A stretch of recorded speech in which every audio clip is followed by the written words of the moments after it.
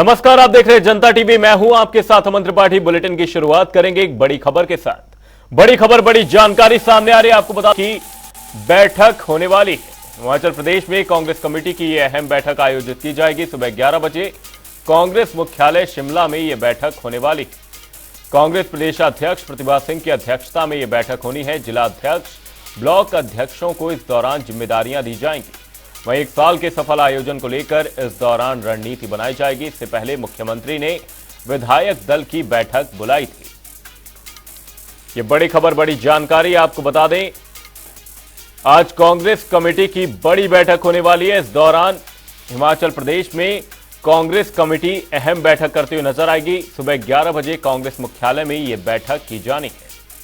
वहीं प्रदेशाध्यक्ष प्रतिभा सिंह इस बैठक की अध्यक्षता करती हुई नजर आएंगी। वहीं सभी को इस दौरान जिम्मेदारियां सौंपी जानी। इसी खबर पर हमारे ब्यूरो चीफ विकास शर्मा हमारे साथ जुड़े हुए हैं। विकास जी, आपसे जानना चाहेंगे, एक बड़ी बैठक होने वाली है यहां पर कांग्रेस कमेटी की, क्या कुछ बड़ी बातें रहने वाली हैं इस दौरान? देखिए, आज बैठक जो है कई मायनों में अहम है। अहम इसलिए भी है क्योंकि प्रतिभा सिंह ने कुछ दिन पहले जो है, अब से 2 दिन पहले, एक अपनी नाराजगी इसमें जताई थी कि जो राज्य सरकार यानी सुक्खू सरकार का जो 1 साल का कार्यक्रम होने जा रहा है, उसकी जानकारी उनसे साझा नहीं की जा रही है। किसको किस तरह से जिम्मेवारियां दी जा रही है, उनसे खुलकर बात जो है वो यहाँ पर सरकार की तरफ से जो है वो नहीं की गई। इसी बातचीत को देखते हुए अब जो मुख्यमंत्री हैं हिमाचल प्रदेश के, सुखविंदर सिंह सुक्खू, उनकी तरफ से जो है इस पूरे मामले को निपटाया गया और ये कहा गया कि जल्द ही बड़ी बैठकें जो है वो यहाँ पर की जाएंगी, क्योंकि लगातार मुख्यमंत्री बैठकें कर रहे हैं, चाहे वो मंत्रियों के साथ बैठक हो, विधायकों के साथ बैठक हो, या फिर अन्य जो बड़े नेता हैं उनको जिम्मेवारियां जो है वो यहाँ पर दी जा रही हैं। कैसे ये तमाम चीजें रहने वाली हैं, क्योंकि 1 साल का जश्न जो है वो भव्य तरीके से हो, भव्य समारोह जो है वहां पर हो, एक सफल आयोजन हो, इसके लिए तैयारियां जो है पहले सरकार के स्तर पर की गई और अब संगठन भी अपने स्तर पर तैयारी आज इस पर करेगा। निश्चित रूप से एक रणनीति जो है वो यहाँ पर बनाई जाएगी, क्योंकि एक तरफ सरकार जश्न मनाएगी तो दूसरी तरफ विपक्ष जो है इसे आक्रोश दिवस के रूप में मनाने की तैयारी जो है वो यहाँ पर कर रहा है। जिला स्तर पर जो है वो आयोजन भाजपा की तरफ यानी विपक्ष की तरफ से भी यहाँ पर किए जाएंगे और सरकार की 1 साल की नाकामियों को जरूर यहाँ पर बताया जाएगा। लेकिन इसके साथ ही अहम ये भी है कि आज जो कांग्रेस कमेटी यानी प्रदेश कांग्रेस कमेटी की, पीसीसी की जो बैठक है, कई मायनों में अहम है। फ्रंटल ऑर्गेनाइजेशंस जो हैं वो इसमें भाग लेंगी, सभी जिलाध्यक्ष जो हैं वो इसमें भाग लेंगे, ब्लॉक अध्यक्ष इसमें भाग लेंगे, पदाधिकारी जो है वो इसमें भाग लेंगे और इसमें जिम्मेवारियां तय की जानी है कि आखिरकार जो ये सफल आयोजन किया जाना है, इस आयोजन को सफल बनाने के लिए किस तरह से भीड़ जो है उसका यहाँ पर जुटना आवश्यक है, कहाँ कहाँ कितने जिलों से जो है वो यहाँ पर लोग इकट्ठा किए जाएंगे। खास तौर पर जो फोकस किया गया है वो है हमीरपुर, कांगड़ा, ऊना, चंबा और इसके अलावा बिलासपुर। तो ये कुछ जिले हैं जहां से भीड़ जो है वो जुटाई जाएगी। लेकिन इसके अलावा राज्य भर से लगभग सभी जिलों से ये कहा जा रहा है कि बड़ी तादाद में लोगों को यहाँ पर जुटाया जाएगा। लोग यहाँ पर पहुंचेंगे और इस आयोजन को जो है वो सफल और भव्य बनाने की तैयारी यहाँ पर की जा रही है। एक तरफ मुख्यमंत्री जो हैं वो तेलंगाना दौरे पर हैं, दिल्ली जो है वो कल शाम को पहुंचे थे, उसके बाद आज तेलंगाना के लिए निकल चुके हैं। इनके दिल्ली दौरे के दौरान भी हमने देखा कि कई केंद्रीय नेताओं से इनकी मुलाकात हुई और मुख्यमंत्री ने उनको भी इस आयोजन के लिए जो है वो आमंत्रित किया है कि 1 साल का जो सुक्खू सरकार का कार्यकाल पूरा हो रहा है उसके जश्न के अंदर जरूर वो शिरकत करें। तो इस तरह की चीजें चल रही हैं और आज बेहद अहम रहेगा इस बैठक के दौरान जो प्रदेश कांग्रेस कमेटी की बैठक हो रही है, तो किस तरह से चीजें जो है वो देखनी सुनने के लिए मिलेंगी, इस पर नजर जो है वो बनी रहेगी। हिमाचल प्रदेश में कांग्रेस कमेटी की अहम बैठक की जानी। बहुत बहुत धन्यवाद विकास शर्मा जी तमाम जानकारी के लिए। प्रदेशाध्यक्ष प्रतिभा सिंह इस बैठक की अध्यक्षता करने वाली हैं।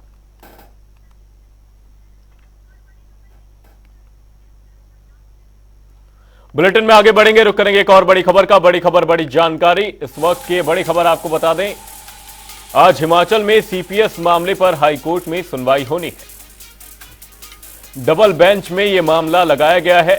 इससे पहले बीते 4 नवंबर को सुनवाई हुई थी। 6 सीपीएस और डिप्टी सीएम के पद को इस दौरान चुनौती दी गई थी।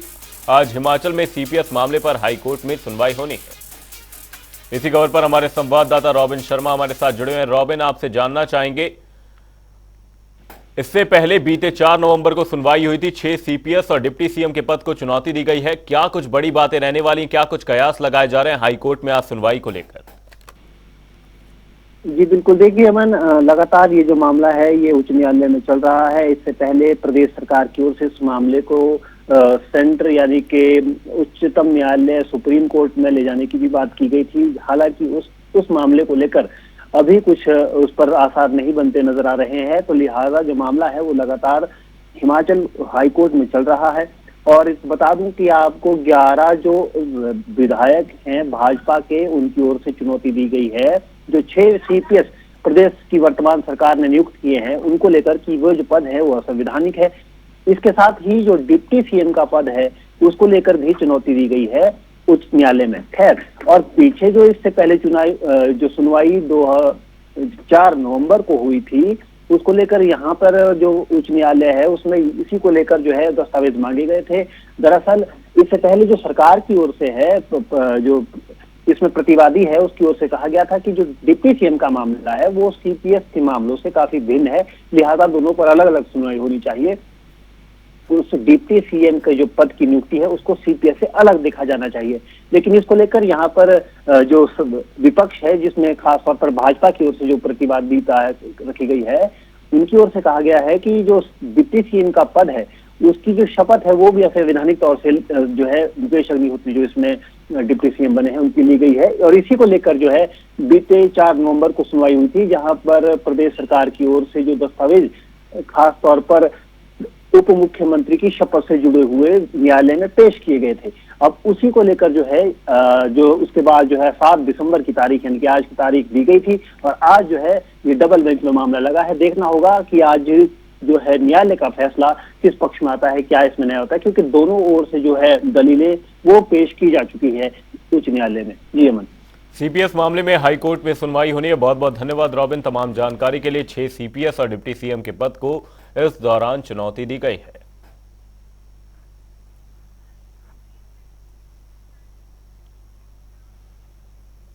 बुलेटिन में वक्त एक छोटे से ब्रेक का। ब्रेक के उस पार जल्द होंगे हाजिर।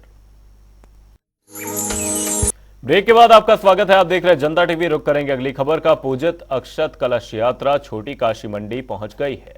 इस दौरान कलश यात्रा में सैकड़ों संख्या में श्रद्धालुओं ने भाग लिया।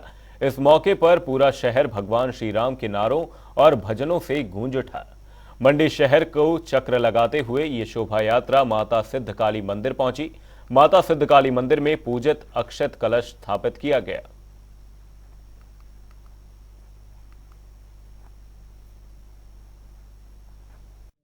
देने के लिए 1 जनवरी से 15 जनवरी तक यह अभियान चलने वाला है। घर घर में हम 3 चीजें देने वाले हैं। एक तो जैसे आज यहाँ पर कलश आया, अयोध्या जी से पूजित अक्षत है। हिमाचल प्रदेश को हमने 27 जिलों के अंदर बांटा है। हर जिला के अंदर ऐसा अक्षत पहुंच गया जो अयोध्या जी से चल करके आए हैं। इसमें अक्षत हैं। इन अक्षत को और ज्यादा हम मल्टीप्लाई करेंगे और उसके बाद हर घर तक ये अक्षत पहुंचे। एक राम जी का चित्र आने वाला है, लेमिनेटेड चित्र, वह चित्र पहुंचे और राम जी के मंदिर की जानकारी, उसका इतिहास और उसको लेकर के कैसा मंदिर बन रहा है, कितने पिलर हैं, कैसा वो परिसर बनेगा, वह अद्वितीय परिसर जो बनने वाला है उसकी जानकारी उस पत्रक के अंदर होगी। यह 3 चीजें लेकर के हम घर घर जाएंगे 1 जनवरी से 15 जनवरी तक। चंबा के पहाड़ों पर बीते दिनों हुई बर्फबारी से पहाड़ों पर बर्फ की सफेद चादर देखी जा रही है। पहाड़ों पर बर्फबारी होने से एक तरफ जहां तापमान में गिरावट दर्ज की गई है, वहीं ठंड का प्रकोप भी काफी बढ़ गया है। साच पास के पहाड़ों पर भारी मात्रा में बर्फबारी होने से पहाड़ बर्फ की सफेद चादर से पूरी तरह ढक चुके हैं और ज्यादा बर्फबारी होने से पांगी घाटी को जाने वाला मार्ग भी बंद हो गया है। इस मार्ग पर वाहनों की आवाजाही पूरी तरह से बंद कर दी गई है। देखिए, हमने वहाँ से रिपोर्ट मंगवाई है कि आपके यहाँ पे क्या स्थिति है और हम बहुत जल्द इस के ऊपर जो आधिकारिक आदेश हैं वो जारी करने वाले हैं। आरसी पांगी के मार्फत जो उनकी पीडब्ल्यू की तरफ से रिपोर्ट आती है वो वांछित है, तो मैं उम्मीद करता हूँ कि वो आज पहुँच जाएगी और इसके बाद जो आधिकारिक आदेश हैं इस विषय में दिए जाएंगे। हालांकि हमने पुलिस के माध्यम से और हमारे एसडीएम चुराह के माध्यम से ये एडवाइजरी ज़रूर जारी किया, जो उनसे हमारी बातचीत हुई है कि वो कि अभी पर्यटक भी आते हैं बर्फ़ देखने के लिए, कि बार वो जाना चाहते हैं तो उसमें ध्यान रखें, उनका रिकॉर्ड बना के रखें और किसी को भी साच पास क्रॉस करने की अनुमति ना हो। स्वास्थ्य विभाग सोलन की ओर से आयुष्मान भारत कैंपेन लगातार चलाए जा रहे हैं। मुख्य चिकित्सा अधिकारी डॉक्टर राजन उप्पल ने बताया कि आयुष्मान कार्ड बनाने के लिए स्वास्थ्य विभाग की मुहिम लगातार जारी है और जिन लोगों का हिम केयर कार्ड में रजिस्ट्रेशन हुआ है उन्हीं के आयुष्मान कार्ड बनाए जा रहे हैं और अभी तक सोलन में लगभग 4 लाख लोगों के आयुष्मान कार्ड बनाए जा चुके हैं जो इस सुविधा का लाभ उठा रहे हैं।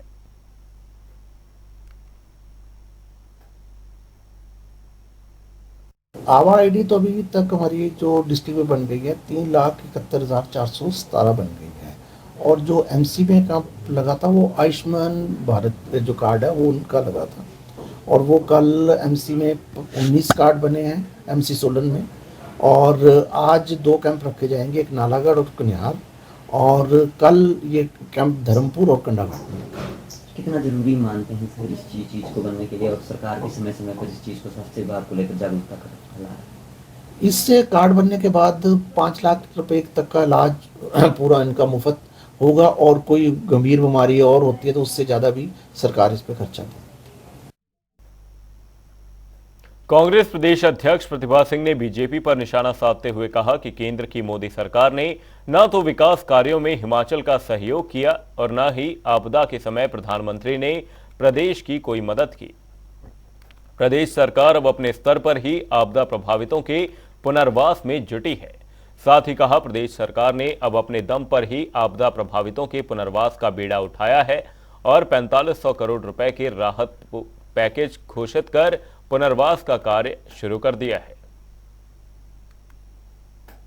और विकास के काम को तो आप छोड़ो, पर कम से कम बाढ़ के टाइम में मदद करते।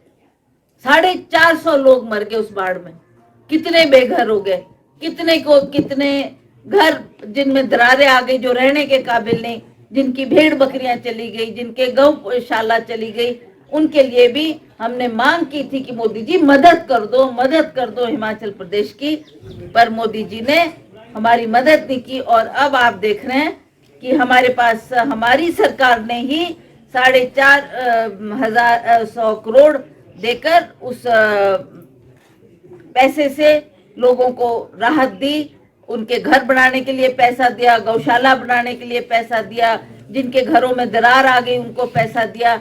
तो आज हमारे पास ऐसी सरकार है कि आज हमारे विकास के कामों को आगे बढ़ाने में प्रयास कर रही है। सोलन में लगातार अतिक्रमण की समस्या बढ़ती जा रही है, जिससे निजात पाने के लिए प्रशासनिक अधिकारियों ने एक बार फिर अतिक्रमण हटाने की मुहिम शुरू कर दी है। एसडीएम सोलन के साथ एक टीम शहर में भेजी गई है जो अतिक्रमणकारियों पर शिकंजा कसेगी ताकि अतिक्रमण की समस्या से निजात मिल सके। साथ ही नगर निगम को निर्देश भी दे दिए गए हैं।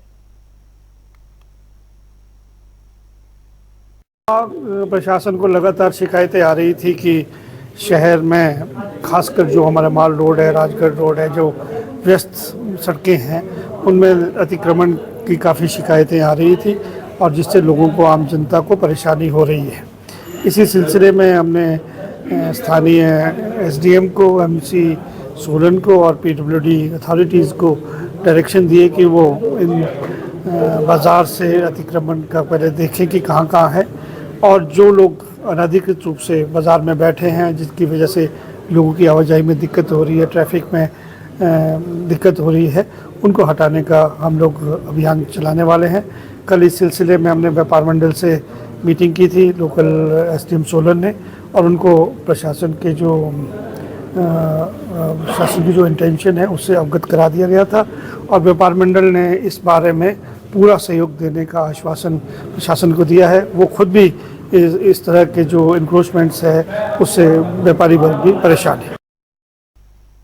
ढालपुर में प्रेस कॉन्फ्रेंस के दौरान सीपीएस सुंदर ठाकुर ने केंद्र की बीजेपी सरकार और प्रदेश बीजेपी नेताओं को घेरा। उन्होंने कहा कांग्रेस ने चुनावों के दौरान कर्मचारियों से पुरानी पेंशन बहाल करने का वादा किया था और उसे पहली ही कैबिनेट में पूरा भी किया गया, लेकिन उस गारंटी को पूरा करने के बाद केंद्र सरकार ने प्रदेश कांग्रेस सरकार पर कई पाबंदियां लगाई हैं और जो वित्तीय लाभ हिमाचल प्रदेश को मिलने हैं उन्हें भी सरकार ने जानबूझकर रोका है।